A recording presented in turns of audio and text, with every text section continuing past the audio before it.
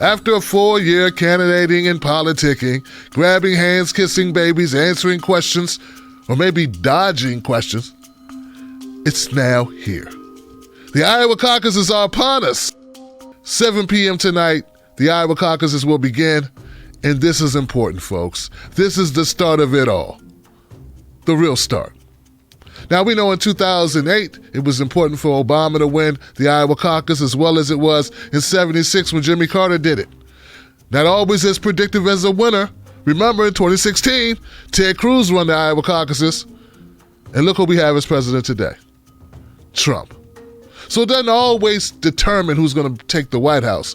But, as with all caucuses and all primaries, it's better to win than to lose, Johnson.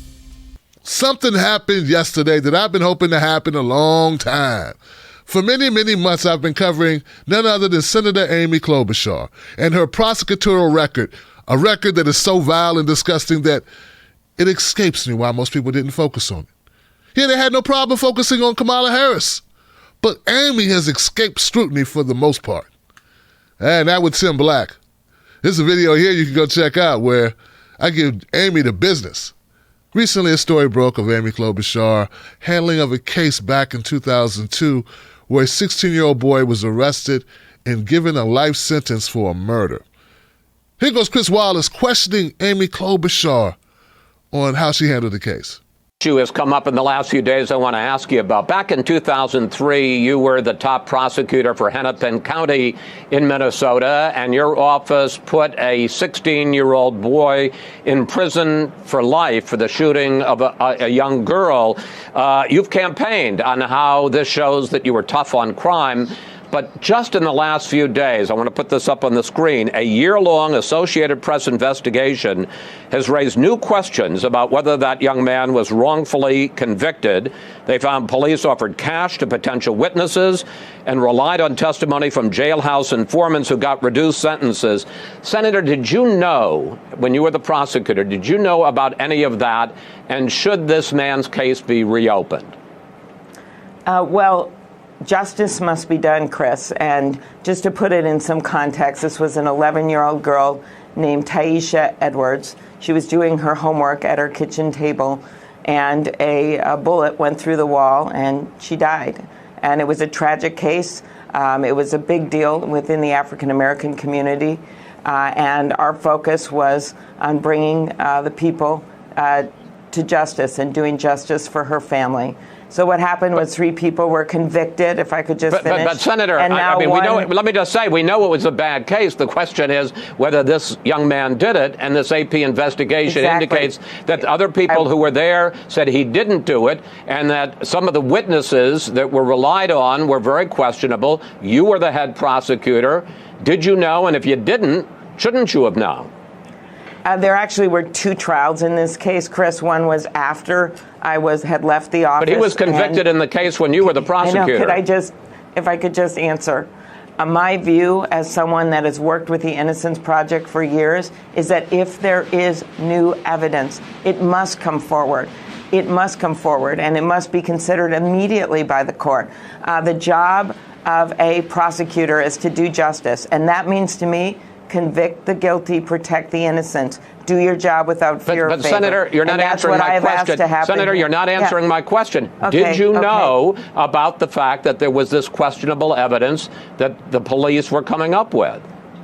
I didn't know about this new evidence. No, I didn't know about this new evidence until I saw this report.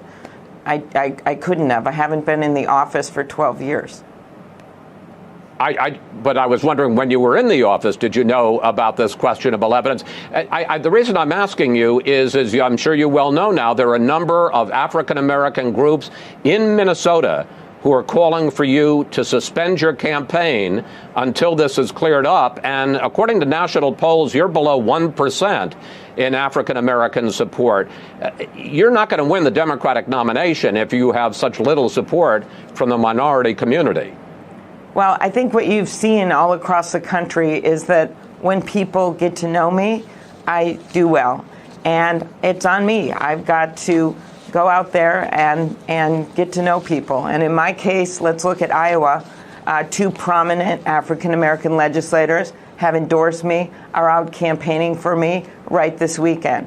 At home, I've always enjoyed and have gotten strong support within the African American community. I've been a leader on issues with the Somali community in my home state. And it's on me to go across the country and make the case for my agenda. During most of that interview, you may have noticed Amy Klobuchar used a defense strategy known as ear fatigue. Yeah, it's something I made up. It's where a politician, you ask them a question, they begin talking about things that don't really matter, not really answering the question, and their whole intention is to never answer your question, just to run you down a series of winding roads to the point you're so frustrated you forget what you asked them. You know, and on TV it's really done so that they run out of time, Johnson. But see, what I like about Chris Wallace is he didn't let that happen. He cut her off while she was going down the road and forced her into a corner where she had to answer the question. But even then, she did her best to avoid answering questions. I mean, even on cross-examination, ladies and gentlemen, we have ourselves a hostile witness. Well, since Amy Klobuchar would not answer questions about what she knew or what she didn't know and tried to make it seem as if all of this evidence arrived after she left, let me illuminate the story for you a bit.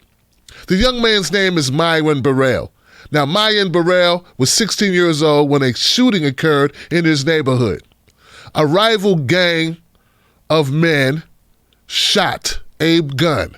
The bullet veered off and went into a building, killing a young girl. Her name is Taisha Edwards, while she sat at the table doing her homework. This is a horrific story, horrendous story. We all know that. We all agree. The thing is, Myron Burrell, there was no evidence that he was at the scene. There was only one person who put him at the scene, who was a person who was a rival of his who couldn't stand him. There was no corroborating evidence, no other eyewitnesses. There was no DNA evidence. There was no ballistics tag tying Burrell to the bullet that was pulled out of Taisha Edwards, nor were there a gun found. There was no gun. So there's no murder weapon, no eyewitnesses other than somebody who couldn't stand him. And then what the cops begin to do is round up snitches, people in jail who wanted to reduce their time, and said, hey, would you agree that this guy probably did it? Then they started to offer money to people, poor people. Hey, well, we'll pay you if you will testify. We'll pay you if you'll give us information saying that this man did it. And to make matters worse, Myron Burrell says adamantly that he was somewhere else at the time of the shooting. He said, I was with 3 of my friends. We were in a store. We heard the shooting when it happened. We weren't anywhere near it. My 3 friends will testify, and there's got to be a camera in that store. Not only did the cops not ask the friends if Burrell was with them, they never even went to the store and asked the clerks who say, yeah, Myron Burrell was in the store, nor did they consult the tape, the camera in the stores to prove Myron Burrell. This was a knockdown case of epic proportions, showing you how dirty criminal prosecution can be, how dirty cops can be, and how much pressure was on the cops to bring in a suspect. Myron Burrell was 16 years old. He's been in jail for 17 years. He is now 33 years old. And you know what Myron Burrell hasn't done the entire time he's been in jail? Taken a plea deal. There are other people convicted in this case. Even the men who were convicted, who said, yes, the trigger man who says, I pulled the trigger, they say, Myron Burrell was not there. Even the men who have been convicted, who stand to gain nothing, no reduced time, said Myron Burrell was not there. Now, what's important to note here is that it's not just about this one case. This one case, this was a case that was inspected or investigated by the Associated Press. I didn't know about this case until a couple of days ago. They had been looking at the case for over a year. I just became knowledgeable of it. But the fact of the matter is, Amy Klobuchar ran on being tough on crime her entire career. In fact, she cites this story, this case, on the campaign trail in 2018 and 2019. This is what she uses. She says, I'm tough on crime. This little girl was shot, and she tells this sad, sympathetic story about this young girl and how they caught the killer. But the fact of the matter is, they didn't catch the killer. They framed the young man and took away his life. Also, Amy Klobuchar has a long track record of over-prosecuting first-time offenders, nonviolent offenders. Even Myron Burrell himself had no serious brushes with the law when they convicted him of this, when they picked him up for this, when they put together this case on this young man, this child who they charged as an adult with no physical evidence, no DNA, and only one witness who had a criminal record himself. And the rest of all the other testimony, people with long rap sheets who wanted money and also who got reduced time. Amy Klobuchar locked up people for a long amount of time for a little bit of weed. She locked people up for truancy, just like Kamala Harris. If your kid didn't go to school, there was Amy Klobuchar to prosecute. Amy Klobuchar ran on being tough on crime. That's how she got in the Senate back in 2006. She used this case as a springboard to put her into political life. So I think it's incumbent upon everyone who looks at Amy Klobuchar and goes, "Ooh, I really like her. She's from the Midwest," to recognize that Amy Klobuchar, if you didn't like Kamala Harris, you can't like Amy Klobuchar. They are the same person. Yes, they're different in stature. They have a different shell. They have a different appearance, and they're different on the stump. But when you look at the track records of what they were about, it's the type of politics that we do not need. Amy Klobuchar was never groundbreaking in the fight for criminal justice reform, nor was Amy Klobuchar a vanguard in changing and ending mass incarceration. In fact, Amy Klobuchar was a conduit for more incarceration. It's what she hung her hat on. Ladies and gentlemen, these are the type of politicians we don't need. Now, if Amy Klobuchar had a track record of being a fighter for the people, I'd support her. If Amy Klobuchar could demonstrate it, she could have walked us through showing how she fought for the people, how she was someone who stood up against all odds. You know, like Michelle Pfeiffer in one of those 90s movies where she goes into the hood and she makes the hood better and they don't understand her and they don't believe her or they treat her bad, but she keeps fighting and slowly she wins over the blacks and the Latinos and all of a sudden they begin to love her and they sing songs and dance and they write. They draw pictures and somebody gets pregnant and they decide to keep the baby. It's all because of Amy Klobuchar. But the fact of the matter is, this is not some long drawn out 90s movie with crime and hip hop and music and white people and black people getting along. This is Amy Klobuchar, prosecutor, laying down a long baseball bat of the law on the heads of poor black people. That's what she did. That's who she was. And I have no reason to believe that Amy Klobuchar will go into office and do anything other than the status quo. Never buck the system and be a part of the problem as long as it suits her.